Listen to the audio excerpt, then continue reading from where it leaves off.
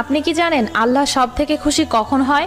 না জানলে এই ভিডিওটির মাধ্যমে জানাচ্ছি। তার আগে সৃষ্টিকর্তাকে ভালোবেসে ভিডিওটিতে একটি লাইক করে চ্যানেলটি সাবস্ক্রাইব করে দিন। জিবরাইল আলাইহিস সালাম আল্লাহকে জিজ্ঞাসা করলেন, আল্লাহ আপনি কিসে খুশি হন? আল্লাহ বললেন, আমি সব থেকে বেশি খুশি হই আমার বান্দারা যখন আমাকে সিজদা করে। অতঃপর জিবরাইল আলাইহিস সালাম আল্লাহকে 30,000 বছর ধরে সিজদা করলেন, কিন্তু আল্লাহ তাআলার পক্ষ থেকে কোনো খুশির বাণী জানানো হলো না। তখন জিবরাইল আলাইহিস সালাম জিজ্ঞাসা করলেন, আল্লাহ আপনি কি আমার সিজদার প্রতি খুশি হননি? আল্লাহ বললেন, ওহে জিবরাইল শোনো, আমি আল্লাহ এক দুনিয়া তৈরি করব।